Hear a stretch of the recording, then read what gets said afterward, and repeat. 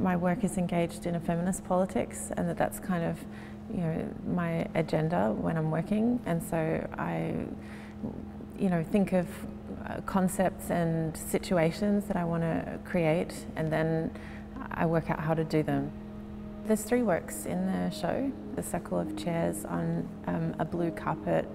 When you put on the headphones, you hear the same audio track as everybody else who's sitting in the circle with you. Around 22 stories. They each tell a story of a relationship between 2 women, or someone who is referred to using the pronoun she, who by referring to one another in their work have achieved something extraordinary or unusual. After Virginia published No Knuckle between Marina and made an Abramovic unprecedented and public Lady vow Gaga. to work together to promote democratic reforms. And so those stories come from all different sorts of work, different disciplines, artists, writers, musicians, scientists, politicians. The link between all of them, all of those relationships, is what the Milan Women's Bookstore Collective call a relationship of Affidamento, or entrustment in English. One woman gives authority to another woman to act on her behalf or speak on her behalf in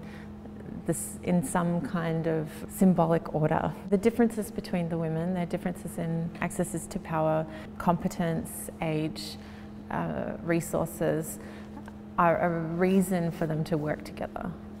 So if one woman had access to an authority that the other woman didn't have, then she would trust herself to that woman so that she could enter into a realm that was previously closed to her. And the relationship of entrustment is always reciprocal. There's a video projection of scrolling text accompanied by a directional speaker with the voices of the Milan Women's Bookstore Collective, reading the passages from their book, which really kind of explain this concept of the relationship of entrustment and also give examples of that in history. The 3rd piece in the show is a vitrine on which rests the Italian copy of the book that the Milan Women's Bookstore Collective wrote together, and then my English copy of their book, which is how I came to be interested in them. The recording of the Milan Women's Bookstore Collective and the books in the vitrine are kind of an extended footnote to give context to the gesture I made with the circle of chairs, which is like an extension of their ideas into a wider network of people and stories. I wanted to inhabit this way that they work, this practice of affidamento. I was searching for these stories. I didn't know exactly what I would get.